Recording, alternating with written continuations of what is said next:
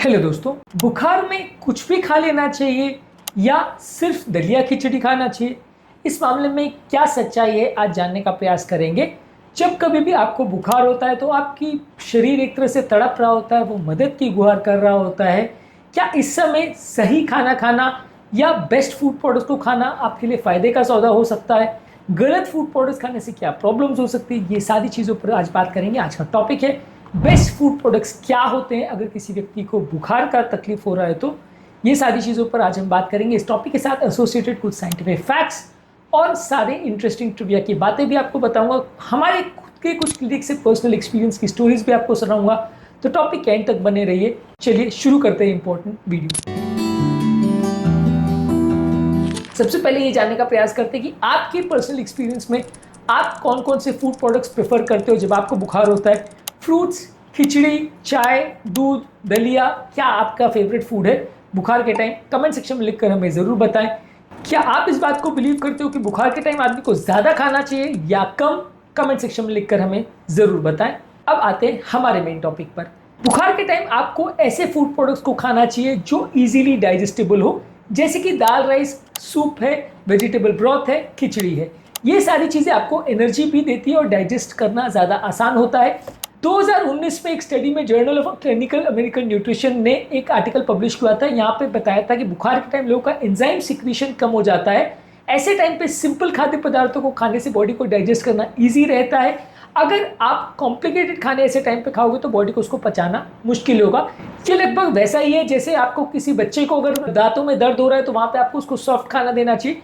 वैसे ही यहाँ पे बुखार के टाइम आपकी गट में भी एक तरह का दर्द या एक तरह का सूजन, एक तरह का इन्फ्लेमेशन होता है, तो आपको वहाँ पे भी ऐसे खाद्य पदार्थों को देना पड़ेगा जो पचाने में आसान हो या जिसके लिए गट को या पेट को ज़्यादा मेहनत ना करनी पड़े।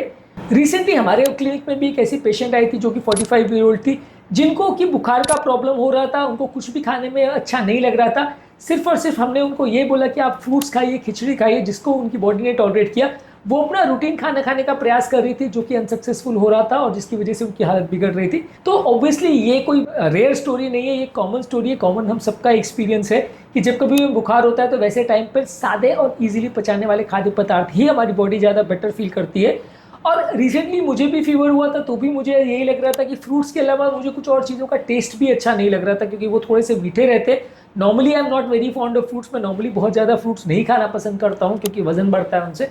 लेकिन फिर भी ये बुखार के टाइम मैं ऑलमोस्ट 5-6 दिन जब तक फीवर रहा, वायरल फीवर था, तो मैं कंटिन्यूसली फ्रूट्स ही ज़्यादा खाना पसंद कर रहा था क्योंकि वो डाइजेस्ट करने में भी थोड़े ईजी रहते हैं और खाने में थोड़े कंपेरेटिवली टेस्टियर लगते हैं। जब आपके बाकी टेस्ट बड्स काम नहीं कर रहे होते हैं तो उस समय आपको इस तरह के खाद्य पदार्थों को ही खाना ज़्यादा अच्छा लगता है। इसके अलावा सूप और ब्रॉथ जो आपकी बॉडी को इसेंशियल माइक्रोन्यूट्रिएंट्स देते हैं, इसमें सोडियम, पोटेशियम और जिंक रहता है। ये आपकी बॉडी में जब पसीना ज़्यादा आता है तो लूज हो जाते हैं, जब फीवर आता है तो पसीना ज़्यादा आता है। वैसे टाइम ये सारे फूड प्रोडक्ट्स आपको सोडियम, पोटेशियम और जिंक देते हैं। 2020 में ब्रिटिश मेडिकल जर्नल में एक आर्टिकल पब्लिश हुआ था जिसमें शो किया गया था कि फ्लूइड्स और इलेक्ट्रोलाइट्स रिकवरी टाइम में ज़्यादा अच्छे रहते हैं फिब्राइल इन्फेक्शन से लोगों की रिकवरी में।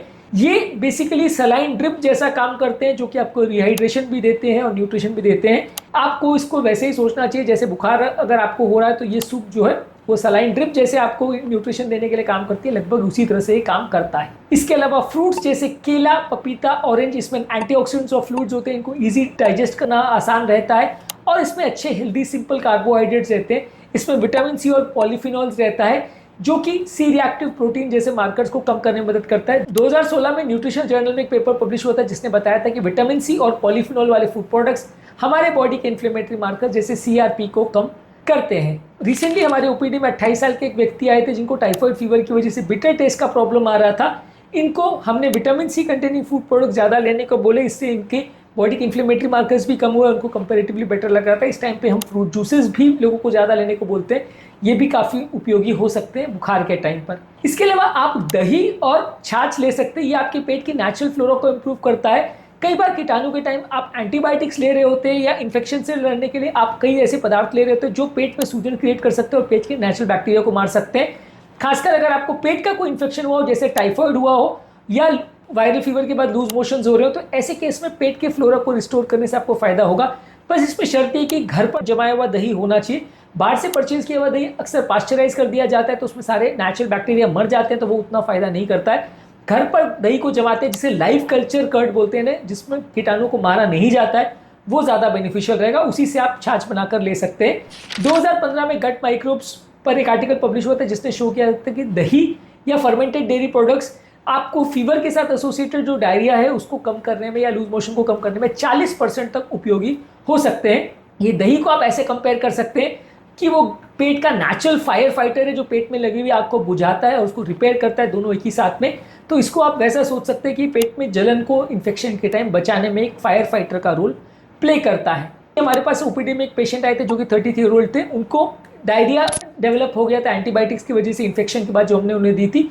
इनको हमने दही ज़्यादा खाने को बोला, छाछ लेने को बोला, कुछ नेचुरल प्रोबायोटिक्स की कैप्सूल्स भी आते हैं वो भी हमने उन्हें दी, और उनको 24 घंटे के अंदर जो है लूज मोशन का प्रॉब्लम बिना किसी और दवाई के अपने आप ठीक हो गया। तो ये काफ़ी कॉमन लोगों के साथ होता है कि एंटीबायोटिक इंड्यूस्ड डायरिया में ये सारी चीज़ें काफ़ी उपयोगी होते हैं।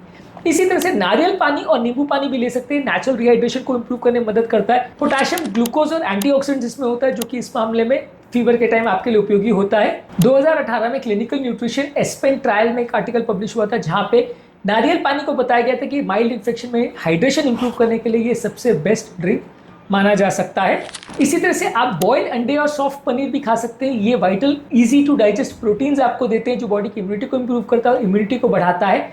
2017 में जर्नल ऑफ इन्फ्लेमेशन रिसर्च में एक आर्टिकल पब्लिश हुआ था जहां पे बताया गया था कि वायरल फीवर में इम्यूनिटी इंप्रूव करने के लिए प्रोटीन इंटेक काफ़ी ध्यान रखना चाहिए उस पर। यह आपके लिए बुखार के टाइम पर काफ़ी उपयोगी हो सकता है। 52 ईयर ओल्ड डायबिटिक पेशेंट हमारे पास प्रोलॉन्ग वायरल फीवर के बाद आए थे, जिसके बाद उनको बहुत ज़्यादा वीकनेस हो रही थी।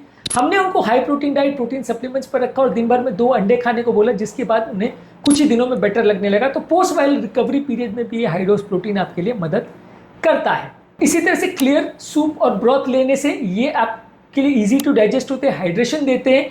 और चिकन सूप है, बोन ब्रॉथ है, वेजिटेबल सूप है, ये सारी चीज़ें बुखार के टाइम ज़्यादा लेना चाहिए। कोशिश ये करनी चाहिए कि इजीली डाइजेस्टेबल फूड प्रोडक्ट जैसे खिचड़ी, प्लेन राइस, दाल राइस, उबले हुए आलू, ये सारी चीज़ों को लीजिए और मसाले वाली चीज़ें और ऑयली फूड प्रोडक्ट्स को अवॉइड करिए। फ्रूट्स में भी केला है, एप्पल सॉस है, पपीता है, वाटरमेलन है, ये सारी चीज़ों को ज़्यादा ले सकते हैं। कई बार सिट्रस फ्रूट्स को यानी नींबू को या संतरा मौसम्बी को लेने से थोड़ा एसिडिटी का प्रॉब्लम हो सकता है। इसका ध्यान किसी किसी को रखने की ज़रूरत है, किसी किसी को उसकी टेंडेंसी ज़्यादा होती है। पानी ज़्यादा हमेशा पीते रहना चाहिए, चाहे वो आप नारियल पानी पीजिए, नींबू पानी पीजिए या सिंपल पानी पीजिए, या आप घर पर बनाया हुआ कोई पानी का ड्रिंक या इलेक्ट्रोलाइट ड्रिंक ले सकते हैं। इसको कंटिन्यूसली पीते रहिए, बुखार के टाइम ये काफ़ी उपयोगी रहता है। इसके अलावा आप कोशिश कर सकते हैं कि इम्यूनिटी बढ़ाने के लिए हल्दी, अदरक और तुलसी के पत्ते और शहद को लीजिए। ये भी आपकी बॉडी की नेचुरल इम्यूनिटी को इंप्रूव करता है और एंटीवायरल इसकी प्रॉपर्टीज़ रहती है। इसके अलावा उबले हुई सब्जियों को ज़्यादा मात्रा में ले सकते हैं, जैसे गाजर है, लौकी है, पालक है, जुकीनी है। ये भी बुखार के टाइम काफ़ी उपयोगी होती है और ये आपके अलग अलग तरह के इन्फेक्शन से लड़ने में आपकी मदद करती है। इस मामले में आपको फ्राई किए हुए food products, spicy food products, चाय, coffee, carbonated drinks, heavy proteins, fatty meals और कच्ची सलाद, ये सारी चीज़ों को अवॉइड करना चाहिए। इससे आपको थोड़ा सा इंडाइजेशन का प्रॉब्लम होगा। कौन कौन से वर्स्ट फूड प्रोडक्ट्स होते हैं बुखार के टाइम, इस पर ऑलरेडी हमने एक सेपरेट वीडियो किया है।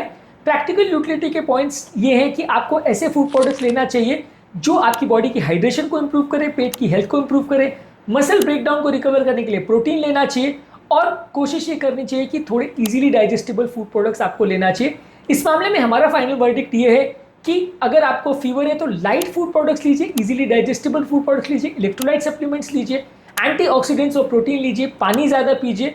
इस मामले में सूप है, फ्रूट्स है, दही है, नारियल पानी है, सॉफ्ट प्रोटीन है, यह आपकी पेट की भी नेचुरल रिकवरी को इंप्रूव करने में मदद करता है। सही फूड चॉइसेस बुखार के मामले में आपके लिए हेल्थ का वरदान साबित हो सकता है। तो आज से अगर आपको बुखार हो तो सिर्फ दवा नहीं लेना है, इसका इलाज डाइट से भी करना है। ये वीडियो यदि आपको उपयोगी लगता है तो उसको सेव कर लीजिए और फ्रेंड्स और फैमिली के साथ शेयर भी करिए। उम्मीद करूंगा कि आज का टॉपिक में कुछ नई बातें जानने को मिली होगी। जो लोग हमारे चैनल पर नए हैं उन्हें रिक्वेस्ट करूंगा कि चैनल को सब्सक्राइब करें, वीडियोस को लाइक करें, शेयर करें, फॉलो करें, कमेंट करें, पूरा